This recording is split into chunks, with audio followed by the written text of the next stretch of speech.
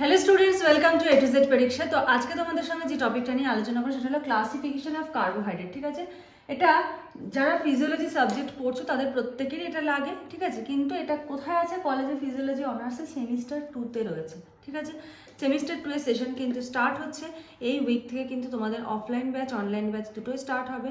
যদি কেউ ক্লাসে জয়েন করতে চাও, স্ক্রিনের নিচে যে নাম্বার দেখতে পাচ্ছ সেই নাম্বারে যোগাযোগ করে সমস্ত ডিটেলস কিন্তু জেনে নিতে পারো। ঠিক আছে, আচ্ছা, তোমরা চাইলে ডেমো নোটসও নিয়ে দেখতে পারো। কোনো কোয়ারি থাকলে আমার সঙ্গে ডাইরেক্ট কথা বলতে পারো। শুধু নিচের স্ক্রিনে যে নাম্বার রয়েছে সেই নাম্বারে তোমাদেরকে একটু যোগাযোগ করতে হবে।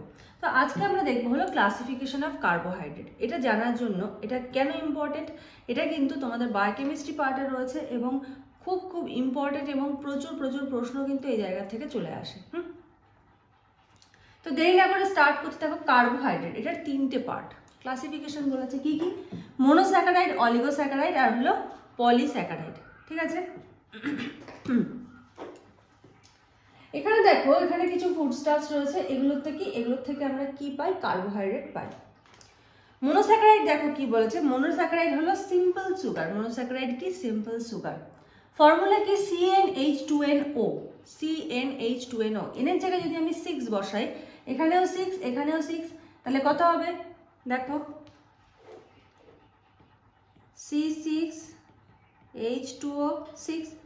এবার যদি এটাকে C6 6 দুগুণে 12, H12O6, যেটাকে আমরা গ্লুকোজ বলে থাকি, C6H12O6। ঠিক আছে, আচ্ছা, এবারে এই মনোস্যাকারাইডেরও আবার ক্লাসিফিকেশন রয়েছে। কিসের উপর বেস করে? দেখো, based on functional group. Functional গ্রুপের উপর বেস করে এটাকে দুভাগে ভাগ করা যায়। কি কি? একটা হলো অ্যালডোজ, মানে যেখানে অ্যালডিহাইড থাকবে ফাংশনাল গ্রুপ হিসেবে। একটা হলো কিটোজ, যেখানে কিটো গ্রুপ থাকবে ফাংশনাল গ্রুপ হিসেবে। অ্যালডিহাইড গ্রুপটা কি? CHO। ঠিক আছে, অ্যালডিহাইড গ্রুপ হলো বন্ড CHO, যেটাকে আমরা যদি ভেঙে লিখি এরকম দেখতে লাগবে। আর কিটো গ্রুপ হলো বন্ড COO, এটাকেও যদি আমরা ভেঙে লিখি এরকম দেখতে লাগবে। এবার অ্যালডোজ যে সুগার রয়েছে তার কিছু এক্সাম্পল দেখো। গ্লিসারলডিহাইড, গ্লুকোজ, এগুলো সব কিন্তু অ্যালডোজের মধ্যে পড়ছে, যেখানে ফাংশনাল গ্রুপ কি রয়েছে? Aldehyde CHO। আর কিটোজ গ্রুপের দেখো, ডাইহাইড্রক্সি অ্যাসিটোন, তারপর হলো ফ্রুক্টোজ, এগুলো সব কি কিটো গ্রুপের আন্ডারে কিন্তু পড়ছে। এবারে দেখো বলেছে based on number of carbon atom. একটা প্রথমটা গেল ফাংশনাল গ্রুপের উপর ডিপেন্ড করে ডিভাইড করা হয়েছে, আর এখানে হলো কার্বন অ্যাটমের উপর। কি কি দেখো, মনোস্যাকারাইডে কি আসছে? ট্রায়োজেস 3 কার্বন, টেট্রোজেস 4 কার্বন, পেন্টোজেস 5, হেক্সোজেস 6, হেপ্টোজেস 7। এবারে 3 কার্বন যেটা রয়েছে, 3 কার্বন যুক্ত অ্যালডোজ, দুটোকে এবার আমরা জয়েন করে দিচ্ছি। ঠিক আছে, 3 কার্বন যুক্ত অ্যালডোজ, অ্যালডোজ মানে অ্যালডিহাইড গ্রুপ, কি অ্যালডিহাইড রয়েছে CHO। ঠিক আছে, CHO যুক্ত এক্সাম্পল দেখো গ্লিসারলডিহাইড, তার 4 কার্বন যুক্ত হলে হলো এরিথ্রোজ, 5 কার্বন যুক্ত রাইবোজ, 6 কার্বন যুক্ত গ্লুকোজ, 7 কার্বন যুক্ত হলো গ্লুকোহেপ্টোজ। এই যে এক্সাম্পলগুলো কিন্তু খুব খুব ভালো করে কিন্তু মনে রাখবে। নেক্সট দেখো, কিটোজের মধ্যে কি বলেছে? ডাইহাইড্রক্সি অ্যাসিটোন, এরিথ্রিউলোজ, রাইবিউলোজ, ফ্রুক্টোজ, সেডোহেপটিউলোজ, এগুলো হলো কি সব কিটোজ।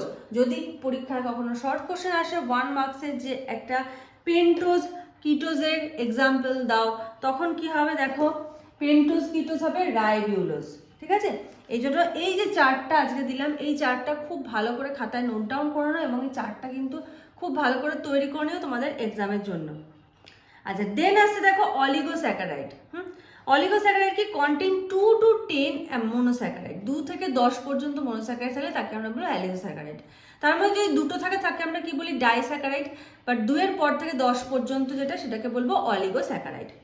এবার দেখো, অলিগোস্যাকারাইড সম্বন্ধে খুব গুরুত্বপূর্ণ জিনিসগুলো দেখো। The classification depends on the number of sugar unit they made up of. This include the following. দেখো, ট্রাইস্যাকারাইড, ট্রাই মিনস 3, বলছে this type of oligosaccharides are made up of 3 monosaccharide linked together। এখানে কটা monosaccharide রয়েছে? 3টে। Raffinose is an example of trisaccharide which is composed of glucose, galactose and fructose।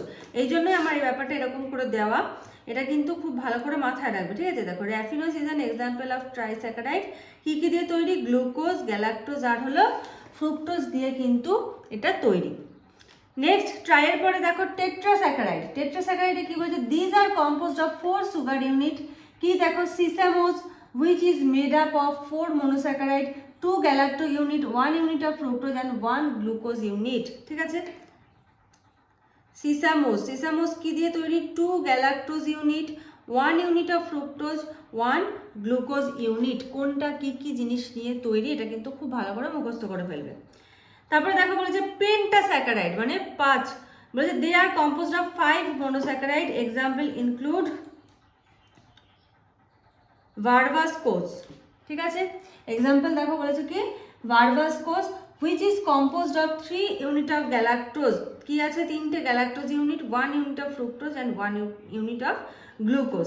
তাহলে এইটা এটার মধ্যে দেখো একই, এখানে শুধু 2 গ্যালাক্টোজ, এখানে শুধু 3 গ্যালাক্টোজ, বাকি জিনিসগুলো বাকি কম্পোজিশনগুলো কিন্তু সেম রয়েছে। একটা কম্পোজিশনের জন্য কি হয়ে গেল, সিসামোজ যেটা ছিল সেখানে একটা গ্যালাক্টোজ ইউনিট অ্যাড হলো, হয়ে গেল কি ভার্বাসকোজ। ঠিক আছে, নেক্সট দেখো হেক্সাস্যাকারাইড বলেছে they are made up of 6 sugar unit, similarly heptasaccharide 7 sugar unit, octasaccharide 8 monosaccharide. ঠিক আছে, এরকম ভাবে একদম 10 পর্যন্ত ডেকা। এটা গেল মোনোস্যাকারাইডের অলিগোস্যাকারাইডের ডিভিশন। এবার আসছে পলিস্যাকারাইড। পলিস্যাকারাইড বলতে গেলে আমরা প্রথমে যেটা বুঝেছি, অনেকগুলো কার্বোহাইড্রেট বা গ্লুকোজ অণু একসঙ্গে যুক্ত হয় পলিস্যাকারাইড গঠন করে। ব্যাপারটা কিন্তু ঠিক সেরকম না, যুক্ত হচ্ছে অনেকগুলো, একটা চেনের মতো সৃষ্টি করছে, শাখা প্রশাখা যুক্ত হতে পারে, বিভিন্ন ধরনের হতে পারে। কিন্তু এটার আবার দুটো ভাগ আছে, একটা হলো কি হোমোগ্লাইক্যান, হেটেরোগ্লাইক্যান। হোমো মিন্স সেম, ঠিক আছে, হোমো মিন্স সেম। তাহলে হোমোগ্লাইক্যান মানে কি, যখন সেম অ্যামাইনো অ্যাসিড দিয়ে একটা পলিস্যাকারাইড গঠিত হবে তাকে আমরা বলবো কি হোমোগ্লাইক্যান। এক্সাম্পল দেখো, স্টার্চ, গ্লাইকোজেন, সেলুলোজ। ঠিক আছে, আর আছে কি পলিস্যাকারাইডের মধ্যে হেটেরোগ্লাইক্যান, 2 or more different monosaccharide, দুটো বা তার বেশি মনোস্যাকারাইড নিয়ে কিন্তু এটা গঠিত হবে। এক্সাম্পল দেখো হায়ালুরোনিক অ্যাসিড। এখানে হলো তোমাদের একদম ক্লাসিফিকেশনের বেসিকটা কিন্তু আমি এবিসিডিটা তোমাদেরকে করিয়ে দিলাম। এবার যখন তোমাদের এক্সামে কোশ্চেন আসবে, তোমাদের যখন লিখতে হবে, তোমাদের কিন্তু এমনও হতে পারে এখানে স্টার্চ সম্বন্ধে তোমাদেরকে লিখতে হলো, ওগুলো কিন্তু তোমরা যখন ক্লাস করবে নোটসে কিন্তু এগুলোর একদম ডিটেলসে কিন্তু পেয়ে যাবে যে কিভাবে লিখতে হবে, কতটা লিখতে হবে, লেখা প্র্যাকটিস করা বলো, এক্সাম দেওয়া বলো, সমস্ত সুবিধাই কিন্তু তোমরা পেয়ে যাবে। তো আশা করি ক্লাসিফিকেশন অফ কার্বোহাইড্রেটটা বুঝতে পেরেছো যে কোন কোন পয়েন্টগুলো আলোচনা করতে হবে। এবার এগুলোরও কিন্তু ডিটেলস তোমাদেরকে জানতে হবে। তো আজকের মতো ভিডিওটা এখানে শেষ করছি, নেক্সট ভিডিওতে আবার তোমাদের সঙ্গে দেখা হবে, কথা হবে। আজকের মতো এইটুকুই, থ্যাংক ইউ।